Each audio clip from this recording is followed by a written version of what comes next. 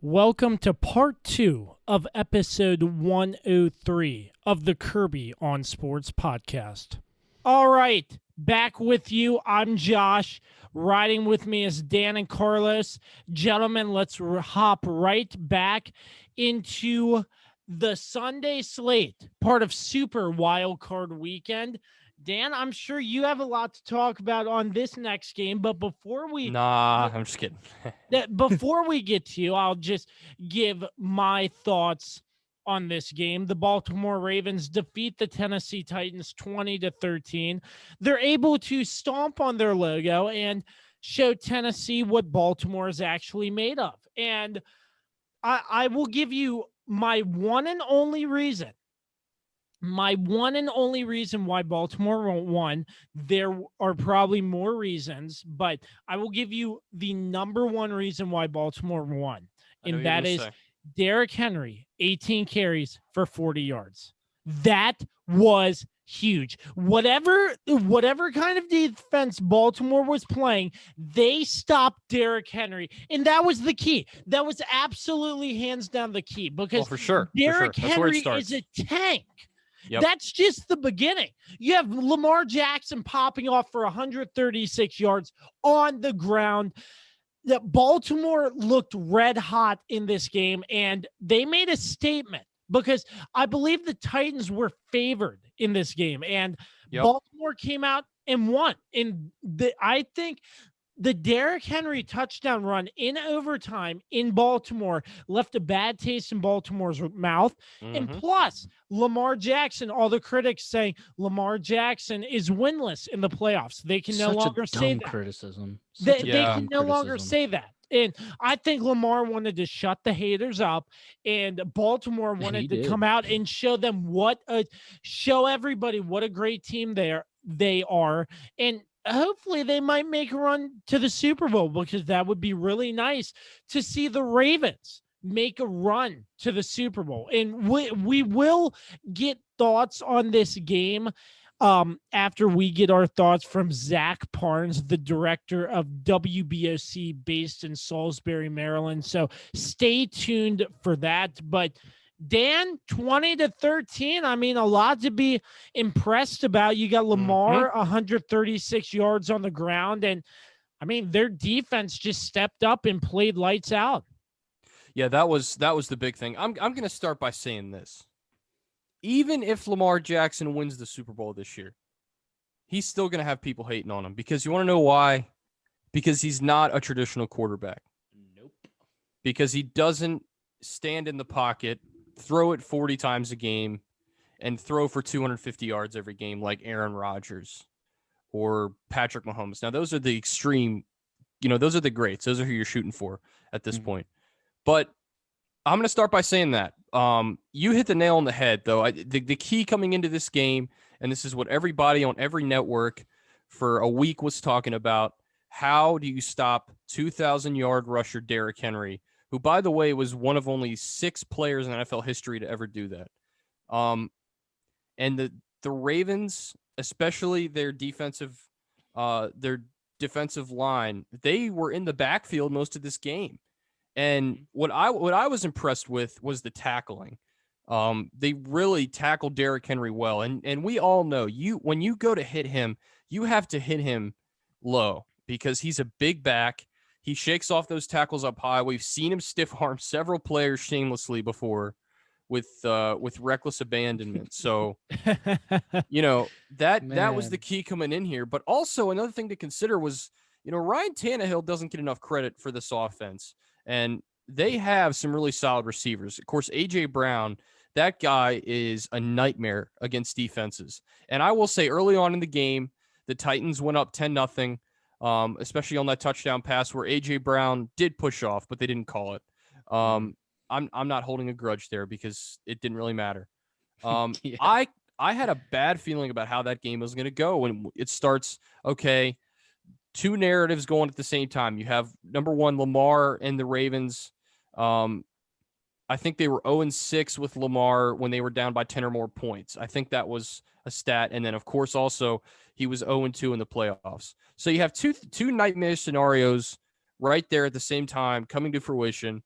And I just said, oh my God, this can't be happening again, because it was almost identical to how the playoff game went last year. The falling behind by, I think it was 17-0 in that game. So that was even worse, but you got to give Lamar credit. He just makes unbelievable plays. And that touchdown run at the end of the half, or close to the end of the half, that tied it up at 10, might be one of the best plays he's ever made. And that's a 3rd down and 9. That's a situation where, it was probably 4-down territory, and that's what they were saying at that point. And that was just, because you were kind of in no man's land there. That was an exceptional play. And it's just amazing how much faster he is in open space than these defenders who have a 10 to 15 yard start than he does. And, it's impossible to tackle him at an angle when he is gone, when he really turns on the jets. Yeah. That touchdown run was definitely one of the most exciting plays I think I've ever seen him have. And the Ravens defense definitely deserves most of the credit in this game. You hold Tennessee, who all season had been a consistently high-scoring offense, especially with Derrick Henry. But like I said, they were the second offense overall this year, averaging 396.4 yards per game.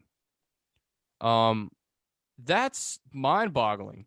Now, most of that comes through the run, but Tannehill can sling it around, like I said. So they deserve credit really from front to back.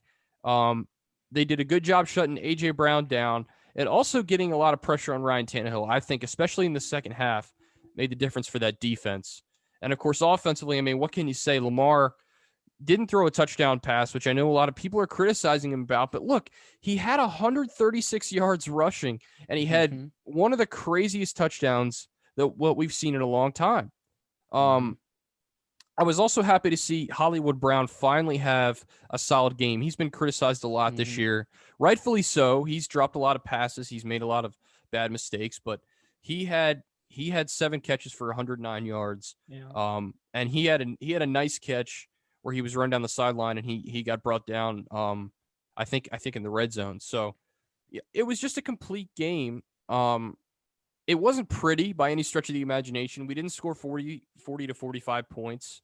But where we pride ourselves, and historically speaking, of course, is our defense, and starts with the defense. And they forced turnovers.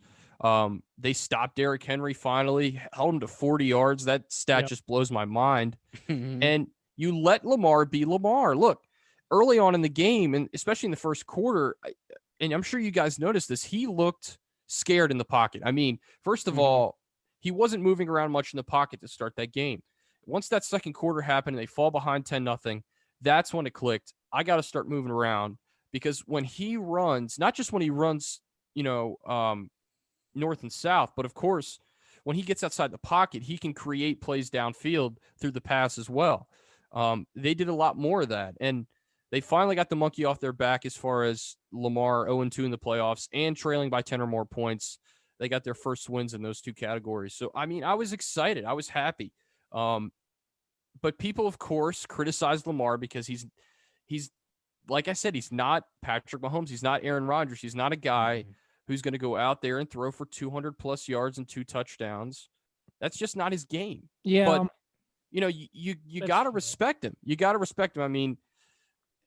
It's just crazy. And I think, like I said, even if he wins a Super Bowl, people are going to criticize him. And that's just how it goes. But I was pleased with the win. I was really excited by how our defense played. I do think, obviously Buffalo poses more challenges. I do think their defense, especially against the run, like Carlos said earlier, is concerning. And I think that does favor the Ravens a little bit. But it's really all going to come down to how do we stop Josh Allen and their really good offense. And, we did it against Ryan Tannehill and, of course, the King Henry. So I like our team's chances. I really do. Yeah. Man, back-to-back games where, two people actually had a say in the matter with, Washington and Baltimore. I wish my team could actually make it in the playoffs where I could have, where I would be afforded the opportunity to go on on a next year, Carlos. There. No. I have I can't trust the Cowboys. But fair enough. No, but yeah, no, this game was the fact that they held Derrick Henry to 40 yards was obviously the key thing, because that's how everybody says you beat the Titans. If you force Ryan Tannehill to have to throw to win, basically, and you don't let, Derrick Henry get going, that's how you beat these Titans, because that Titans defense is not good. It was a lot better last season than it was this season. It got a lot worse. I don't really know where to begin, but I guess start with the Ravens defense, man. Like they played they played lights out. One thing that I saw was that I believe it was Tony Dungy on it was like the post Football Night in America show on YouTube, I think it was, where I saw him say you have Derrick Henry, it takes him 2 steps to start going. So if you hit him before he takes those 2 steps, you're going to stop him. And that's basically what they did the whole night or the whole day. They just kept hitting him in the backfield, and they just never let him get going. And then, like you said, and to your point about Lamar Jackson, Dan, I mean, you're right. The reason why a lot of people don't like him in the media is because he's not a traditional quarterback. And the reason why I believe he kind of dipped a little bit this season was because he started listening to that criticism and tried being that. Mm-hmm. And that's just not who Lamar Jackson is. Lamar Jackson, that's that run he made he made 2 runs like that on Sunday. He made 2 incredible runs. And I always go back to the one that he made against Cincinnati last season, where he literally beat the whole entire defense just to get into the end zone. And that was I don't know, I want to say it was maybe 75 yards. It was something crazy. Yep. And he juked out the whole entire defense. I'm that's who you need to be. That's what got you the MVP last season.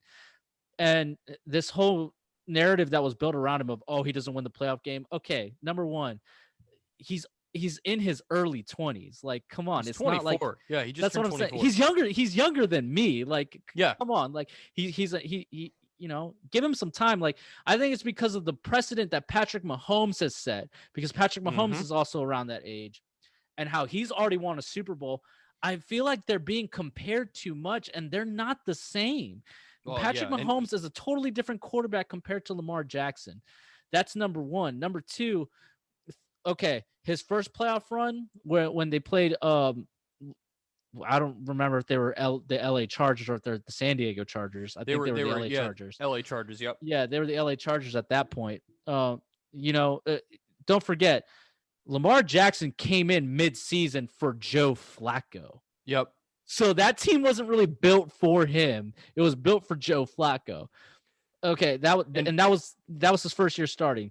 And he went 6-1. He went 6-1. He took that team over and they were done. And they went 6-1 and completely changed that offense. Ended up winning the North. Winning the North and getting home field. And yeah, they didn't play the best game. That's fine.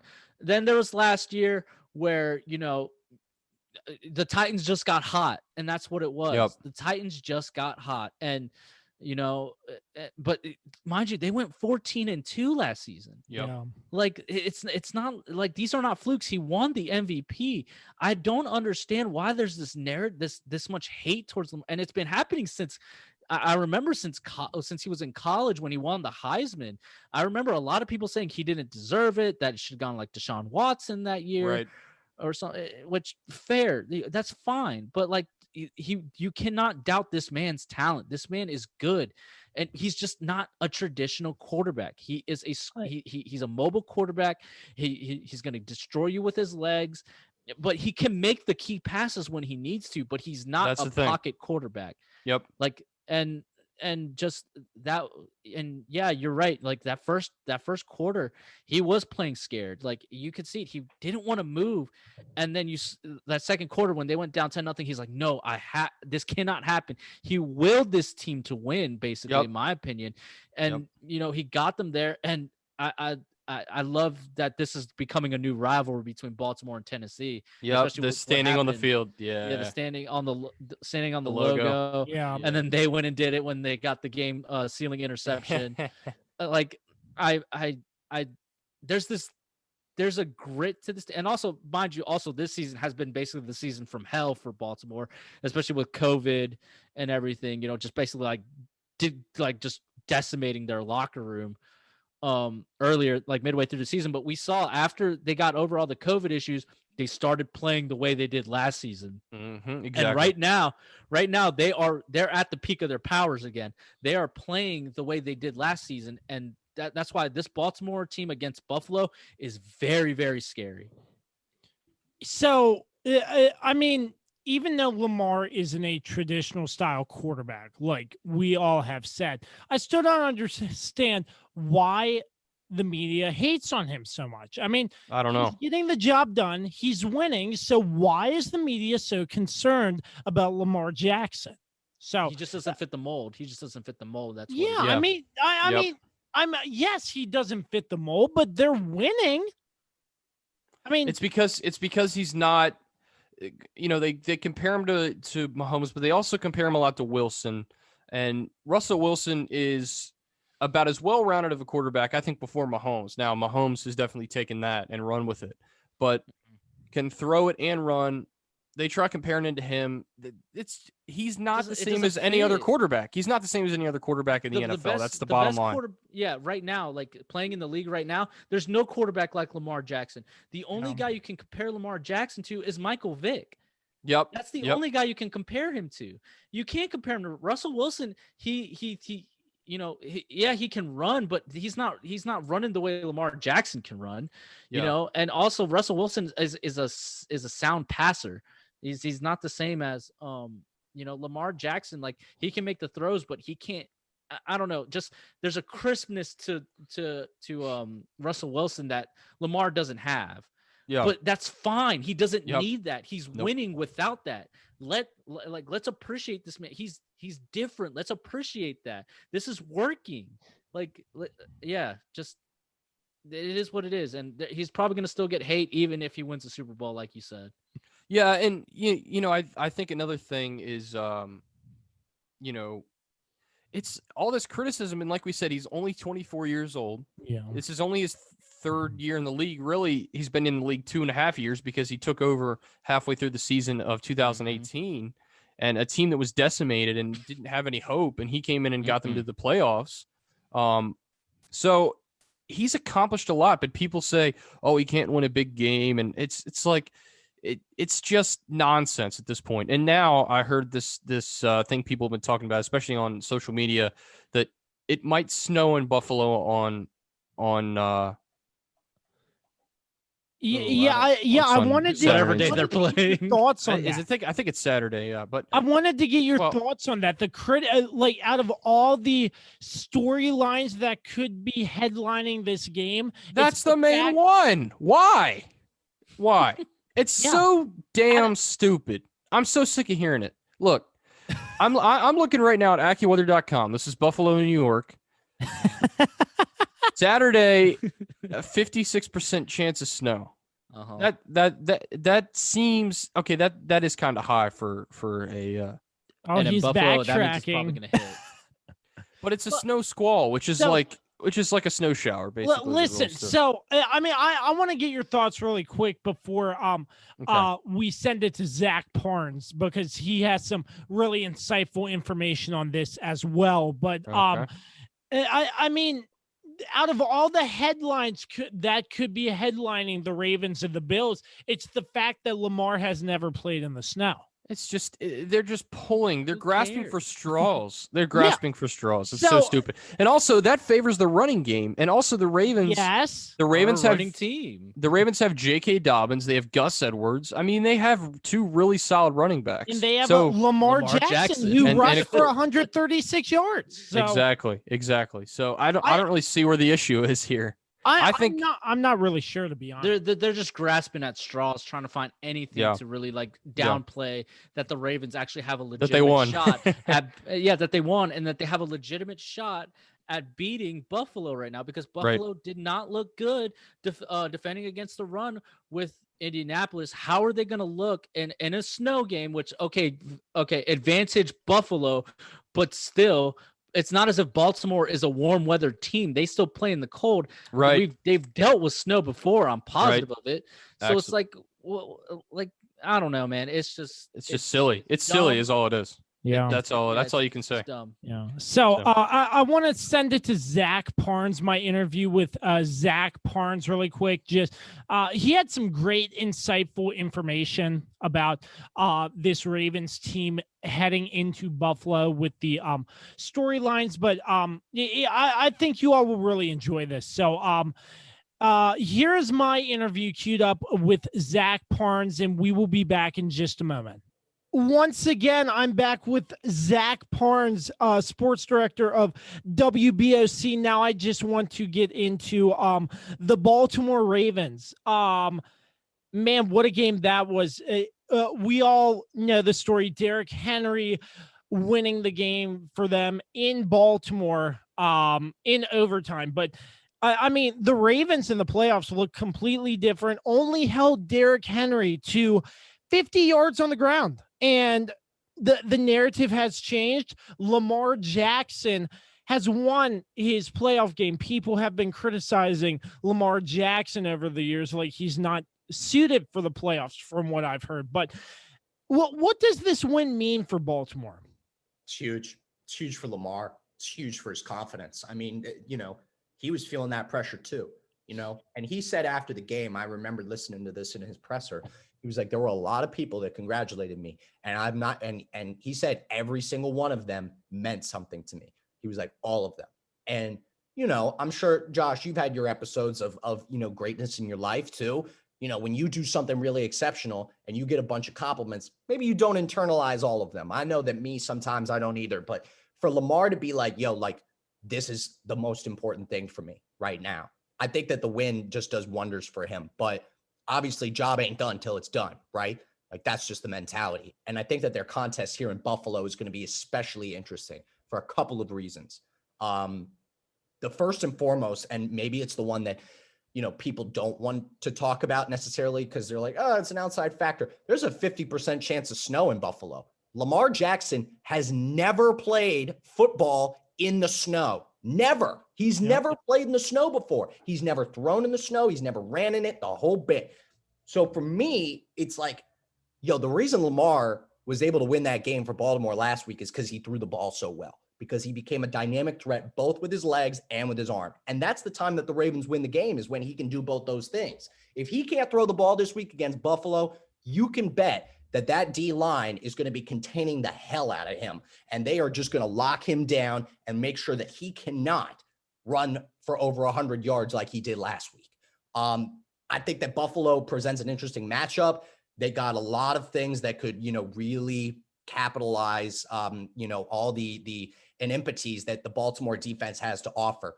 One of the biggest things, and I was literally talking about this yesterday, Buffalo likes to run a lot of routes over the middle. If you go back and you watch like some of their last games, like they like to run posts with Dawson Knox or Diggs, or, sometimes they have that little fade across the, they run the fade with Beasley, but they'll also run kind of like that cross route with him as well.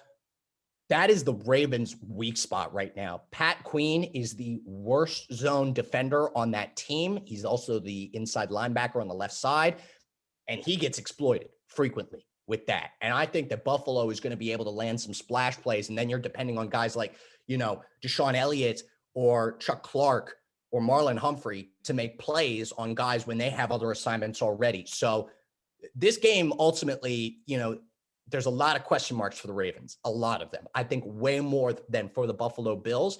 Obviously, the Bills have challenges of their own. I'm not going to deny it. But, I don't know, man. I'm really looking forward to this game. This is my game of the whole week, so I'm pumped for it. Yeah, I mean, snow, I've looked at the forecast on different sites, and it just varies. I think we're too far out. But, I mean, if it does, in fact, snow, do you think there's going to be a different sort of game plan in place for Lamar? Because, I mean, like you said, he's never played in the snow, but who knows? Maybe he'll do well in the snow. But, I mean, snow is a factor during a game that you don't know what can happen. And, I mean, how much snow can dump in Buffalo. So, I mean, what do we know from that? Like, a different sort of game plan, or what do you think?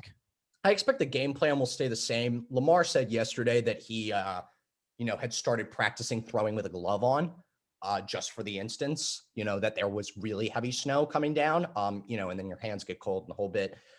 So that's got to be interesting. But I think the game plan is going to be universal. I think that this team has done what they've done the whole year long, which is they continue to run the rock. They continue to use, their 3-prong rushing attack, which really has now become, a 2-prong rushing attack of J.K. Dobbins and Lamar, but certainly Gus Edwards gets in there pretty often, and he was involved last week. I think that that's going to be the plan, is to get those guys and then get the receptions over the middle and then in the corners with guys like Hollywood Brown, Mark Andrews, Willie Snead. The offensive game plan is going to stay the same to me. I think that the defensive game plan could change a little bit. I think that we're going to see, the secondary start to play guys underneath for sure, except for Diggs, of course, because he can burn you deep. But I think that everyone's going to be playing the shorter routes because the Bills are looking to exploit, that zone coverage that the Ravens like to run with their linebacking core, where they have, Queen drop back and, maybe they also have, Judon pull out of the D-line and then fall into secondary coverage as well. So there's a lot of facets, but I think that the game plan is going to be pretty universal. Harbaugh knows that this offense is so talented and can do so many things right. But I think that, the key for them and the ultimate game plan is to stop who the offense is built around, and that's Josh Allen. So you're going to be seeing those occasional safety blitzes to make this guy feel uncomfortable, who, he's able to get around, when the pocket collapses, because he is so mobile at his frame. To be able to make plays. So game plan, just stop JA as far as defense goes. But offensively, I think you're right that we could see some changes, but I really expect it's going to be that run and gun that we're used to seeing. Yeah. So, going back to the Ravens in the regular season, there were a couple games where they just fell off and they didn't look as explosive, but they came right back. Lamar was doing what he usually does best. And what a great time for them to get hot right into the playoffs. And it showed with this game against Tennessee, as we all saw. But do we think they're going to come in with the same mentality? And could this potentially push them all the way to a Super Bowl? Oh, that is the golden question. I mean, that's the $1 billion question. Listen, I don't think anyone has had a harder route at this point, from a projection standpoint than them, simply because Tennessee was not to be messed with. They, were the most versatile play action team, just as they were last season, which is what killed the Ravens last time around and made them fall 14-0 back in 2019. Now, or 20, I guess that was 2020, right? The beginning of 2020. Anyhow. Yep. So, yeah. But, I think that you're right that they have shown flashes of heat. And obviously the name of this game right now is who can play the best football right now, for the longest stretch. But their opponents that they've lined themselves up against now is obviously Buffalo, but then preemptively Kansas City. I mean, I'm not going to get too ahead of myself, but for them to beat both of those teams, you're beating two mobile, dynamic quarterbacks who basically epitomize what success is in the NFL right now. They have deep threats, speedy wideouts, and guys that are solid route runners, and more importantly, top tier offensive lines. I think that sort of daunting aspect alone makes it very hard to say, yeah, they, can ride this wave all the way to the Super Bowl. I think what they're going to have to do is win this grimy battle as healthily as possible to be able to do that. If they start to sustain injuries to some of their starters, and, especially on the line where they're already kind of thin, you think about Ronnie Stanley being out for the entire season and how much that's impacted their ability to run left. I just think that they've got to get through this as scat-free as possible. And if they can do that, then they're looking at a much solid chance at beating either Cleveland or Kansas City. And then, potentially maybe making it to the big dance. And believe me, I'm rooting for them to go to the big dance, because if they go, we're going. So I would love to go cover. Oh, yeah. So let me give you my optimistic answer and say, hell yeah, brother. Like, they're going to make it all the way, but I said the same thing last season and they were out just like that. So we never know. Yeah, I mean, definitely the story has changed for the Baltimore Ravens. So once again, Baltimore Ravens traveling to Buffalo. No word on we'll just have to see if it dumps down snow or not. But it's gonna be an interesting game for sure, with a whole bunch of storylines with that Lamar not playing in the storm. I feel like that's one of the main headlines, just Lamar never playing in the snow. Like, I mean, out of everything, all the headlines you could look at, I feel like that's the biggest one. Yeah, I love this game for headline status and also for the likability of both teams. And I grew up a Steeler fan. Like, I used to hate the Ravens, but I'm telling you, there's something about Lamar Jackson that makes this team so much more likable. And on top of that, Buffalo, I mean, who doesn't want to root for Buffalo right now? This city, has been fiending for not only a playoff appearance, but also for, a potential end to their Super Bowl drought where they lost 4 consecutive, So I would love to see either team, honestly, squeak this out. I think makes for great storylines. I think the Chiefs are maybe the villain that's left. But the games in the NFC do not compare to those 2 games in the AFC for me. But that's just where I stand. Absolutely. Once again, Zach Parnes, the sports director of WBOC based in Salisbury, Maryland. We appreciate the time, Zach. Stay safe out there, sir. Absolutely, Josh. And thanks for having me on. Really appreciate it. And hoping I can join you here again someday, maybe to talk Super Bowl. We never know. Absolutely. Thank you. All right. Thank you so much to Zach Parnes of WBOC based in Salisbury, Maryland. So, once again, do we have any last thoughts on this game? Because I feel like the Ravens just dominated this game, and I think we pretty much covered everything. Right. I think we should definitely move on now. Yeah. So okay. So the Ravens 20, the Titans 13. Do we really need to discuss the Saints and the Bears? I mean, the only thing really to discuss is the fact that it was on Nickelodeon. Yeah, there was slime. Hey, can we talk about how savage children are that they voted Mitch Trubisky as the Nickelodeon valuable player? What? Did they watch the same game we did? Oh man, they were definitely trolling. They were definitely trolling. PFT ran with it the whole night on Twitter. Listen, I was so for it. I was like, this is the funniest thing. It was ever. Great. I thought it was really well done. I just wish it would have been a better matchup than having the Bears on. That's all. Here's the thing, but here's the thing about this game that I do want to touch on. Is the fact that it was 7-3 for the longest time. Mm-hmm. And the fact that the game was right there and Mitch Trubisky couldn't do jack squat against the New Orleans defense. True. This New Orleans defense is not to be messed. They're very good. But the issue with New Orleans is Drew Brees, in my opinion. Drew Brees he's like, his passes just look awful now. Like they have no zip to them now. Like they just float up there and you're just slowly watching it land 10 yards up the field to the receiver. Yeah. He can't even throw the deep ball that well anymore. Well, I think he's still banged up. I think this goes back to breaking his ribs. What was it, like 5 or 6 weeks ago, something like that. And I don't think he's ever recovered from that. So I think it's that, and then I think he's also, like that's a bad injury. I think he's afraid of getting hit like that again. Maybe, yeah, that could play a role too. But yeah, there really wasn't much to this game. It was just the Bears' ineffectiveness on offense the entire game, and that Bears defense held on for so long. Oh, eventually they did everything they could do. Yeah, they all the way down to the fourth quarter. Yep. Yeah, that's the thing that sucks about with this Chicago. They have such a good defense. They have a great defense. You're wasting Khalil Mack's career by doing this, but you have an incompetent quarterback with Mitch Trubisky who they keep trying to sell as like, oh, he's got an edge to him. Oh, he's going to come out and perform. Oh, he's a leader now.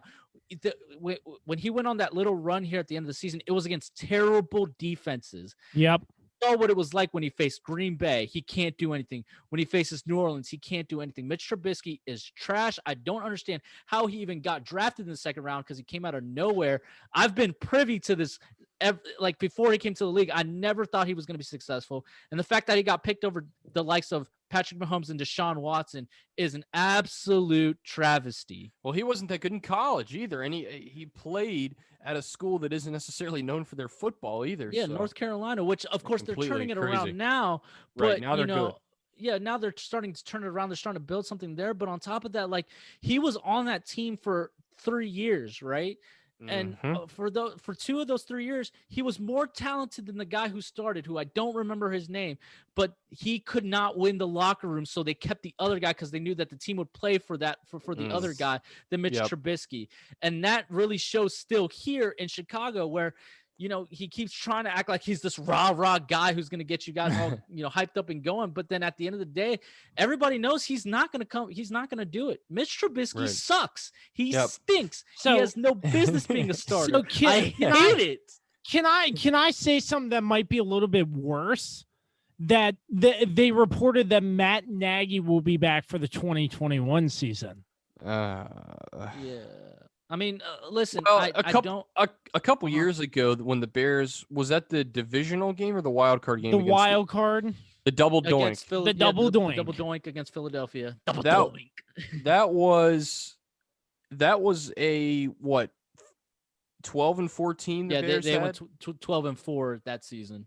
Yeah, so I mean, he's had a pretty good resume. I don't think you fire him after an 8-8 season. I do think it's been a complete mess how they've handled the quarterback situation. Absolutely. Hey, now we're going to go with Nick Foles. Oh, Mitch Trubisky's our guy. It's going to be Nick Foles, and then it's Nick Foles for 2 drives, and let's put Mitch in for 2 drives. It's just a complete mess. I know. And I know I've said this before, that messes with the quarterback psyche. Like that screws you up to where you're like, well, I'm not appreciated by my head coach or by my football team, so, what do I have to do to earn that trust? So I think that has a big part in this too. But yeah, this game really was, God, I was just waiting for there to be more slime because it took until almost the end of the third quarter to finally get the Saints to score a touchdown in the second half. The comparisons were geeky too. I just couldn't believe it. Like Alvin Kamara and Alvin from Alvin and the Chipmunks. Yeah. It was just so weird. Who's better to call that game than Iron Eagle's son? He was great. Yeah. He was fantastic. And, the way they explain the rules, I love that too. They're like, now the punter takes the ball and he punts it as high as possible. And the goal is to put the other team as close to the other end zone. I'm like, oh my God, this is painful. But I realized it's for kids.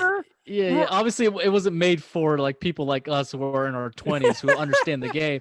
But it was definitely overall, I think it was a very successful broadcast to bring in a new generation of football fans in my opinion. I think they should do it. I think they're talking about doing another one. It'll probably be for the Super Bowl because CBS has it this year. Ooh, that would be really good. That would be interesting, but it was funny because the ref's mic picked up a player screaming the F-bomb on Nick, and the memes went running, and I was like, oh yeah, that's gonna pick up. That's gonna pick up. And of course that the SpongeBob dolphin noise episode, that was one of the biggest ones I saw over and over and over again. And the injury timeout I told you all about, the injury timeout music. Yeah. So funny. Oh man, we can go on and on, but I mean, not much to talk about in this game except for the fact that it was on Nickelodeon. Yeah. I mean, that was really it. Yeah, that was the Saints got their. It's the trilogy match against Brady. Against Brady, and even though the past 2 games haven't been competitive, we'll see how this one goes. It might be interesting. Who knows? Well, I think definitely. I hope it is. Yeah, I think a thing that's going to change with this game is, or at least this is what a lot of the media people have been saying, is that Tampa Bay is in a different place than they were those first 2 games. They've gotten more continuity. They've gotten more time to be around each other, get to know each other, and I mean, we kind of saw what it, and it looks like. I mean, we saw what it was like with Brady against Washington. Brady's locked in right now, like he's very locked in. So. We'll see how it goes. My guess is New Orleans will probably win that game, but I won't be surprised if Tampa Bay, wins. I think Drew Brees just has his number, and Yeah, I don't know. I don't know, but Drew Brees just did not look good in this game, and I don't know how much better he's going to do against Tampa Bay. Yeah, and Tampa's weapons, I mean, that is something you can't speak enough about. I mean, of course, Chris Godwin, Antonio Brown, Gronk, Mike Evans. I mean, they are completely loaded on offense. So, I mean, yeah, is Breeze going to be able to keep up? He's not going to be, they're going to have to score more than 21 points. There's no doubt about that. Mm-hmm. And I think a big key also is Alvin Kamara too. They're going to have to really use him a lot, which they used him a bunch in this game. So, and maybe a couple trick plays from Taysom Hill, even though I can't stand Taysom Hill. But yeah, Absolutely. Anyway. So, moving on, 21-9, the Saints take it to the most exciting game of the whole wild card weekend. Main event, we go. The main Let's event. Go. The main event. Okay, let's set the scene for you. Cleveland coming into Pittsburgh after last week without Big Ben, beating Pittsburgh in Cleveland. Next thing you know, Kevin Stefanski finds out, hey, he can't go to the game. He can't coach the game due to the fact that he tests positive for COVID-19. And reports are saying Kevin Stefanski, with his phone turned off, is watching the game on a 60-inch flat screen TV. So, in his basement. Yeah, and I can't believe this. And the next thing, it starts with the first play of the game, the snap over Big Ben's head. Don't forget to mention that also Cleveland was not allowed to practice all week. They did not practice. Yes, they did Zoom. Yeah, my brain's just all over the place. They did it all on Zoom, and it all started with the first play of the game. And I was like, oh, the Browns. You give them a bone, and they might take the dog pound. How's about a bone? I'm telling you, they took off running. This Browns team looked like this Browns team looked like all the heartbreak over the years. It just culminates into this one big butt whooping. Oh, God, it was a complete ass whooping, yeah. Completely, yeah. I mean, oh, my Lord. Can I say this? Big Ben threw for over 500 yards. Well, he threw it 68 times. So, yeah, of course he's going to throw for 500 yards. I mean, this game, Cleveland, you deserve this. And Cleveland's going to Kansas City next week. So that's not going to go well, but 48-37, the final score. But I mean, the first half was just pure Cleveland domination.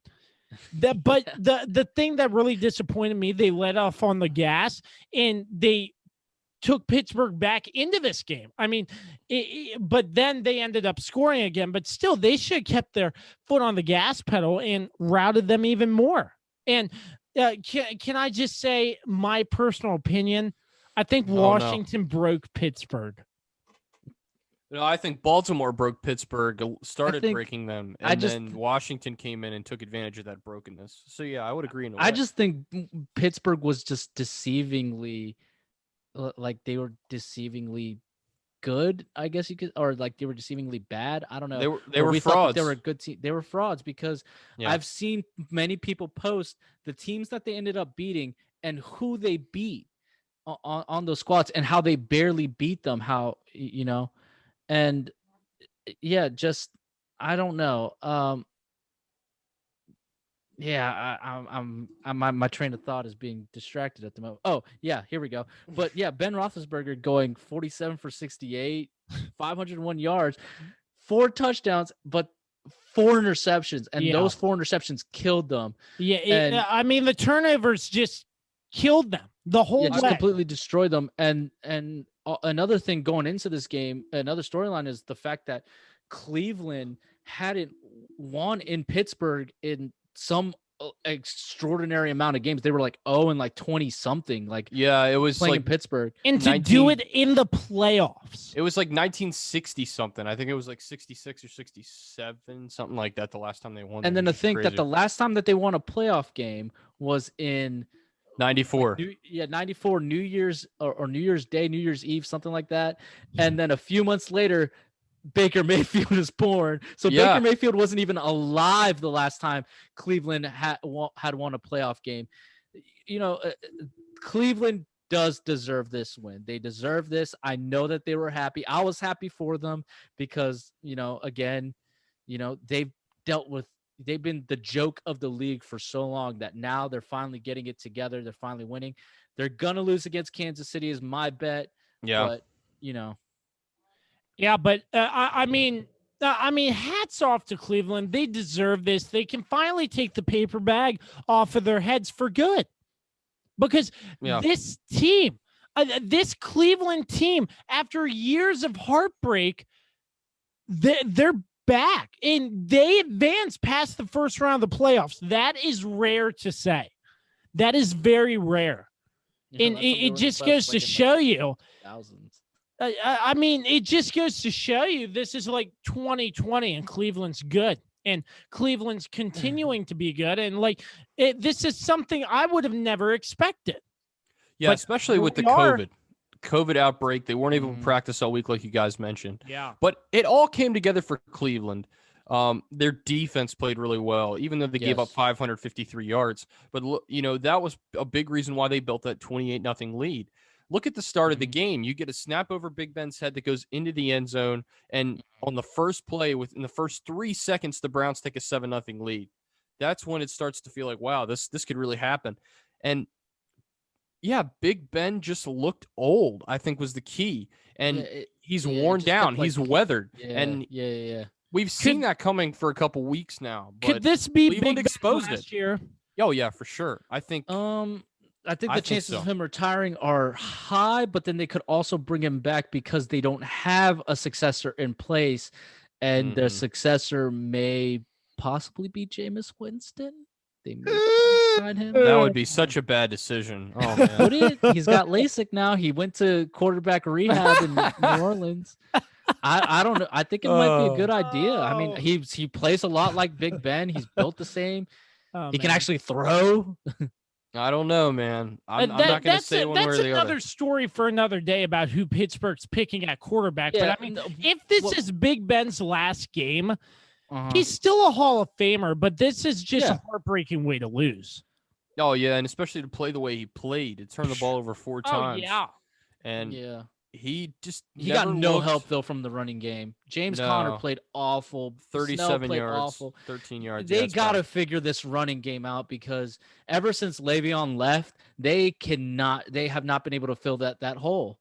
Well, that first year Conner was there, he had a really good season. But, yeah, ever since then, it has been – they just don't know they don't have a running game. And that's why I think that's one reason why you see the weathering and the wearing down of Big Ben, because he has to throw it 50, 60, almost 70 times a game in this game just to keep them alive, essentially. And and don't forget, this is a guy coming off of basically Tommy John surgery.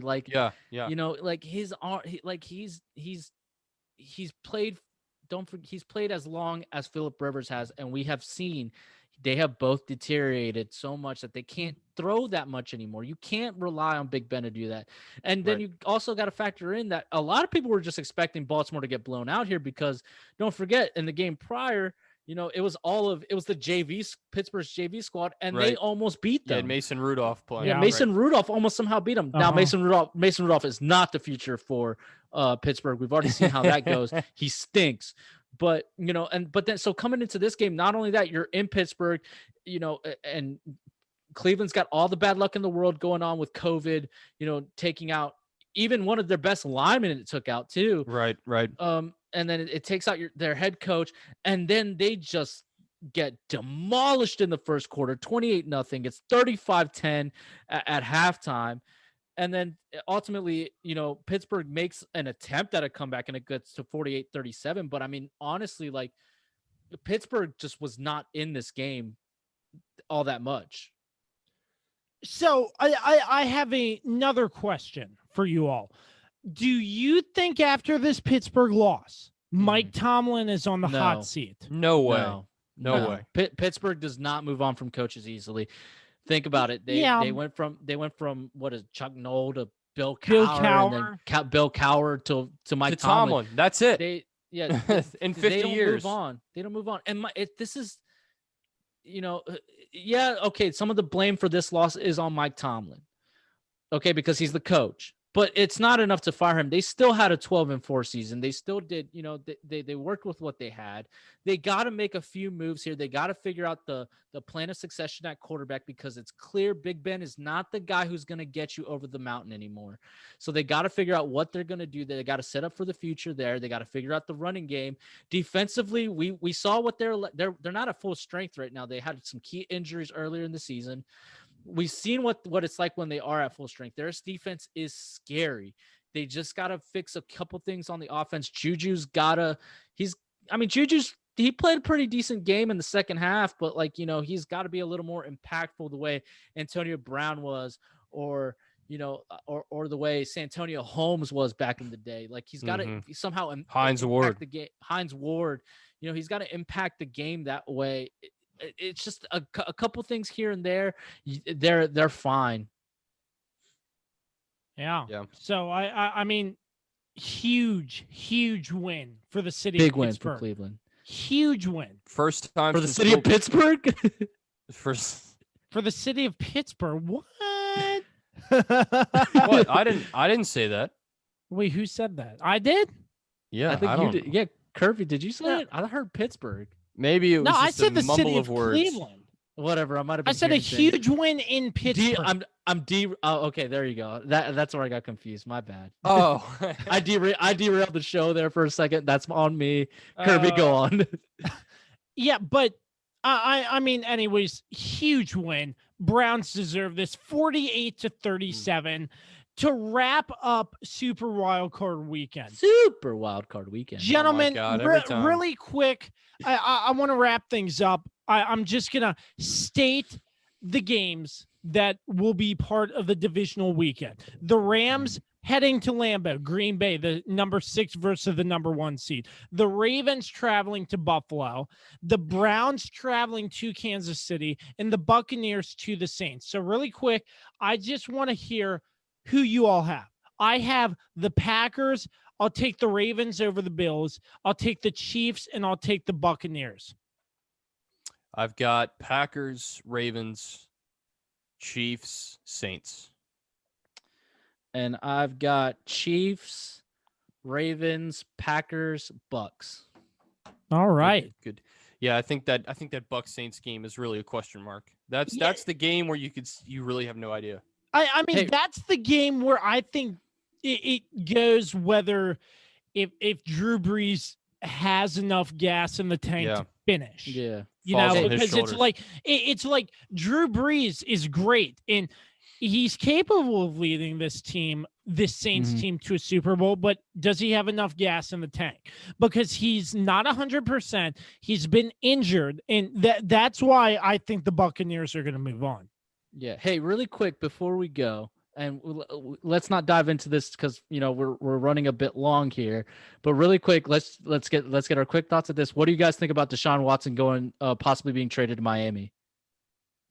Man, I mean, I think that's a win for Deshaun Watson to get the hell out of Houston. I think that's going to happen because Deshaun Watson, I think it's going to come down to whether if he doesn't get moved, he will sit. He will refuse to play because he doesn't want to be in Houston. It's clear that he does not want to be in Houston. But it'll be more expensive if he sits because he will get fined every day that he sits out. The new CBA has made it to where players can't really sit out just because they're unhappy with their contracts.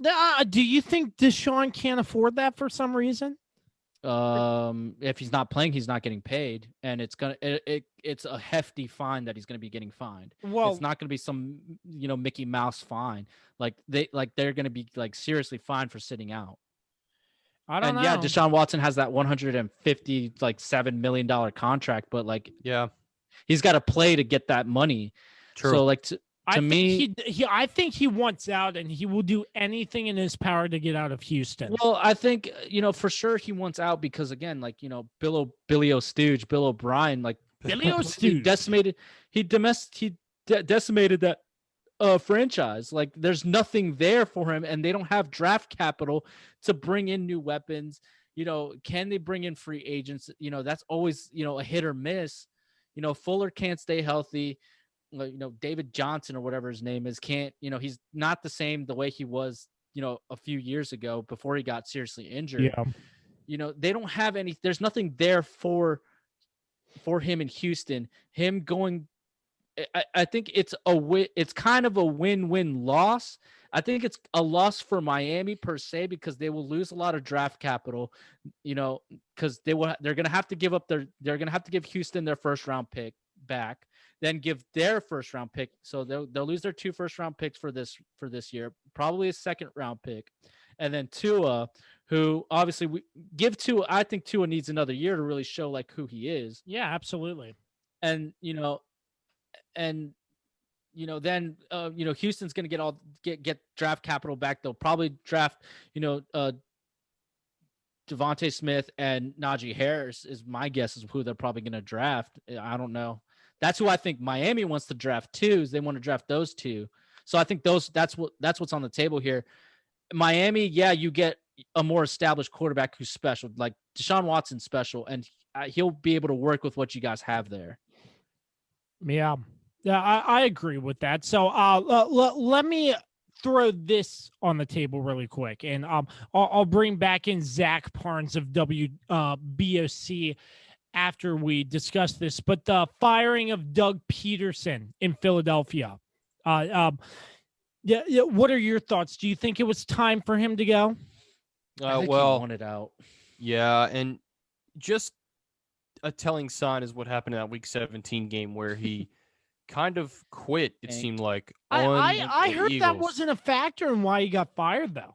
Oh, that's bullshit. Everybody knows that plays a factor. No, from what I heard, it's because him and the owner basically got into a fight because I was about to say Dan Dembski. Wow. Apparently you're the, because your name is on my screen right now. No, but Doug Pederson, apparently he walked into the owner's office, just told him, I'm tired of people telling me what the fuck to do. Oh, really? Yeah, basically wanted to do it his way, but the owner's like, no, obviously the owner's like, this is my team. Like, I own this team. We got to do it this way. They couldn't get to an agreement. So he was like, you know what? We're just done here. Just fire me. Yeah. Yeah. He's like, go ahead, fire me. And apparently the owner was like, all right, you're fired. And I think it was time, because I think Doug Pederson, especially with what he pulled on that last game, he definitely lost the locker room. The players were not happy with that. Right. And it's just so incredible to see. I saw a picture, because, obviously they have the statue of Nick Foles and Doug Pederson out. And there was a caption that said, how's a dad going to explain this to his kid 20 years from now? Like, what happened with Doug Pederson and Nick Foles? Because he's the only coach that won a Super Bowl for Philly. You guys go from winning the Super Bowl 3 years ago, beating the Patriots, at the peak of their power still, out coaching him, with the Philly special and all that stuff, to 3 years later, this thing is just completely destroyed. Yeah. It's a messy situation. And I definitely think a team with front office problem is Philadelphia. I really do. It'll be interesting to see who they bring in.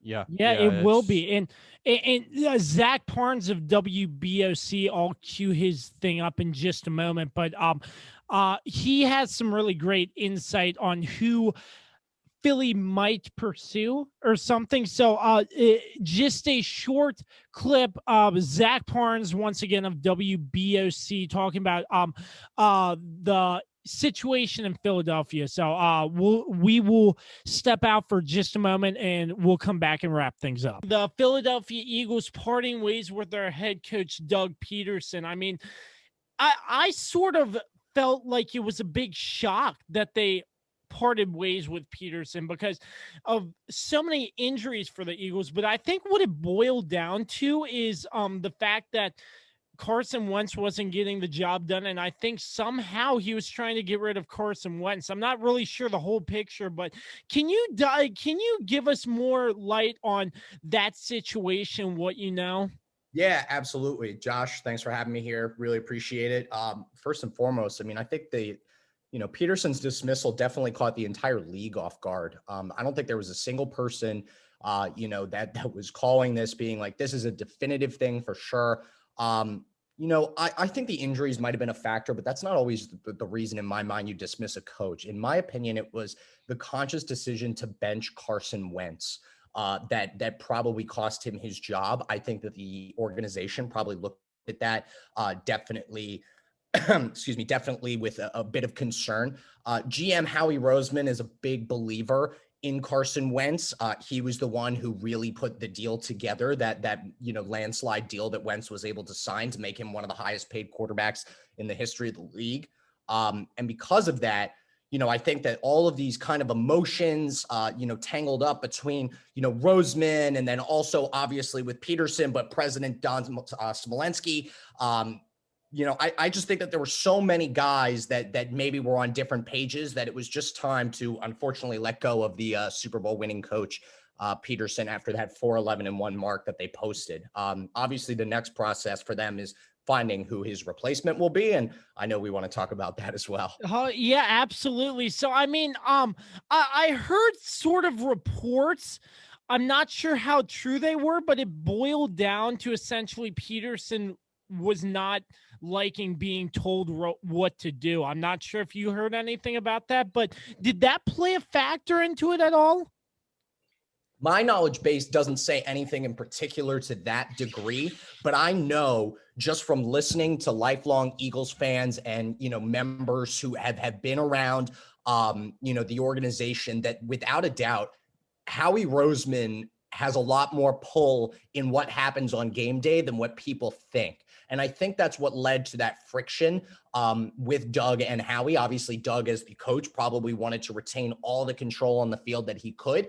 And apparently Howie was throwing in inputs as far as roster goes. And, if you remember the first 10 games of the season for Philadelphia, I mean, they tried out 11 different offensive line combinations. I mean, obviously, when you have so many injuries, that's a necessity, but it almost seemed like they just wanted to experiment and see what worked in a game scenario rather than just what worked, in an 11-on-11 practice scenario. And I think that ultimately, when we look back at this Eagles team, there's going to be a lot of people that are shaking heads because there is talent across the board, right? Like when we think about the secondary is talented between Slay and McLeod as safety. And then further inside, the D-line was, often hyped as being one of the strongest assets for the Eagles.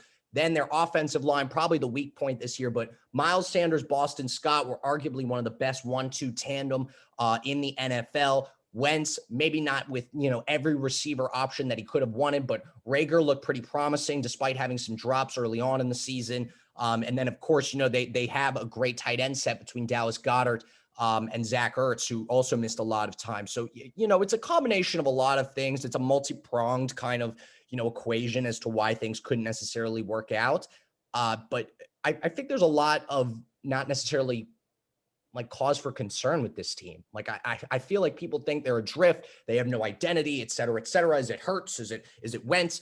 It's very clearly Carson Wentz's team. I think that Jalen Hurts proved himself to be a valuable asset. I expect him to get moved this offseason. If that happens, I think it's going to be for a sizable haul, either for maybe a potential player, but I see Hurts garnering at least a couple of picks, maybe even a pick in that first round range for a guy who's proven himself to potentially be a starting quarterback in the league. So based off of the, Howie Roseman, you believe Carson Wentz will be under center starting next season? I'd be shocked otherwise. And I'll tell you why, Josh. And it's just that when you deal out the deal that you did to Carson Wentz, he has an obligation to play. They can't liquidate it. They can't restructure it in any sort of way. He is going to get paid a lot of money, like $40 million almost, here in the next couple of seasons. And because of that, he's got to go out there and at least try to produce the $40 million result. And I think once the Eagles align him with another wideout weapon, it's going to be pretty hard for him to have excuses of why he can't get the job done. I fully expect that the Eagles are going to go out and definitely try to draft a receiver in this year's draft. I also expect that they will draft 2 offensive linemen to try to bring into the mix. And I expect them to maybe sign some free agents too, because those were the areas of concern for them. That, listen, the defense had flashes of excellence, but they could never get anything going offensively. And this was not the Eagles team that we were used to seeing. A lot of people, thought this team was going to finish at the very top of the division and compete with Dallas. And obviously that was not even close to happening this year. So, going back to Doug Pederson, do you think him benching Carson Wentz was, what was it like? He was just tired of losing, or, like just impatient, or because Carson Wentz didn't look comfortable out there any way you put it throughout the course of this season. But what do you think in your mind led to Carson Wentz getting benched? I think it's just poor performance, man. It's the same reason that anybody else gets benched. I mean, we got to be real with this, is that, both of these guys, between Hurts and Wentz, had separate performances. And when Wentz came in and they won that game against the Saints, and he also came in the fourth quarter against the Packers, I mean, look what Wentz was doing up until that point. If you go back and you look, Wentz was 6 of 15, 79 yards. That's a 35 QBR, 57 passer rating. I mean, the guy was totally out of place. He wasn't making throws. For a starting quarterback in the league to go 6 of 15 to start, not even reach 100 yards, he was averaging about 5 yards a throw on that time. I mean, that was what we were seeing from Carson Wentz at that point. The team was 3-8-1. Doug knew he needed to make a change. He puts Hurts in there, who actually electrifies the offense. And sure enough, they beat arguably a top 3 team in the NFC in New Orleans. So that's pretty much what led to his benching. I don't think that anybody, could argue otherwise. I think that, there definitely wasn't a rift between, the two of them. Wentz and Pederson had a very healthy relationship, as far as everybody knows, who really is close within the team. I think it's the tough games that he had leading into it, but especially that Green Bay game, because Green Bay's secondary, with the exception of Jair Alexander, is very exploitable. I mean, Darnell Savage was exploited a lot this year, et cetera, et cetera. Wentz just didn't have his best couple of games like that. That's what it comes down to. You look at his season as a whole, he was ranked 25th in the league for yards. He had, 16 touchdowns to 15 interceptions. He was a bottom 3 quarterback in terms of passer rating. So that's what's going to get you on the bench in a situation, especially when you're a guy who, was a first round prospect and dished out, upwards of a record breaking deal. He's got to perform, and he simply didn't. You look at the other games too as well. He didn't have a single game, and anybody can look at this and just be like, God, this does not sound good. He didn't have a, completion over 35 yards in his final 5 games of the season. He just looked really sluggish the entire time. I mean, listen to these numbers against Seattle, who was a bottom tier defense in the league, right? Like awful, especially in the secondary this year.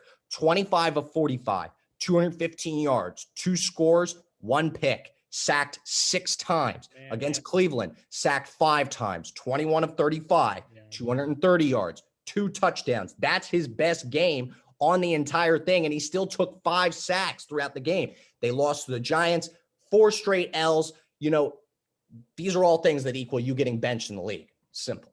So, 2-part question here. Is there any sort of notion that Doug Pederson ultimately got fired after benching Jalen Hurts for Nate Sudfeld in the Week 17 Sunday night game against Washington? And who do we see replacing Doug Pederson in Philly? Are there any clear favorites from what you have heard of so far? Man, that is a big time 2-part question. So let me talk about the first part. I don't, there's mixed reports. I don't necessarily think it's about the benching for Sudfeld. I think that was just kind of like a whatever thing. Like it's kind of mind boggling and you shake your head at it, but that is, one part of it in a big multifaceted equation. I think a lot of people were concerned about his play calling initiatives.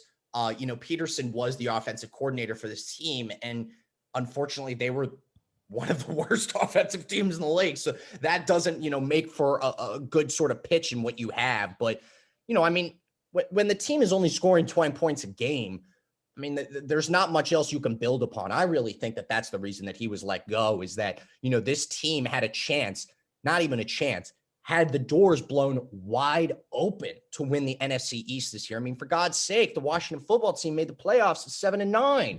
Like, this is the division that was begging for someone to be formidable. and they weren't. And this Eagles team that won a Super Bowl a couple years ago hasn't lost that many pieces from that team that makes you go, well, obviously they were going to be bad. They still had a young core. They still were able to surround, Wentz with some talent on the ground game. They were able to get him some help defensively in the secondary. It was like, all right, Carson, you're up, man. And he didn't perform. And that just unfortunately is what it boiled down to. And I apologize. I forgot the second part of your question here already. You got to double back here for me. Yeah, not a problem. But Doug Pederson, is there a clear front runner on who will be replacing him from your knowledge so far? Oh man, I mean, names are getting flown around like crazy. The one that I keep hearing again and again and again is Todd Bowles, the defensive coordinator for the Buccaneers right now, or I believe he was the ex-head. I got to check that right now. Buccaneers. He was with the Buccaneers. He used to be the Jets head coach for a number of years. Guy's got a lot of experience, especially in putting together this Tampa defense, that has been so key and, operating, really well, obviously, to get them deep into the playoffs. But I think that, he is probably the front runner, and that's according to Sal Palantonio of ESPN is probably the guy right now. Robert Saleh, also the Niners defensive coordinator, has been the other name that's come up. I would not be surprised, though, if Philly really reaches in their bag and goes for somebody else. Who that somebody else could be, I have no clue. You could play, X, Y, and Z with it. I would personally love to see them make a lucrative deal to try to go and get Eric Bieniemy, the offensive coordinator of the Chiefs. But I don't think that they'll do that. I realistically think that Salah or Bowles are probably the guys right now based on what everybody is talking about. But hey, this is the National Football League. A dark horse can arrive at any moment.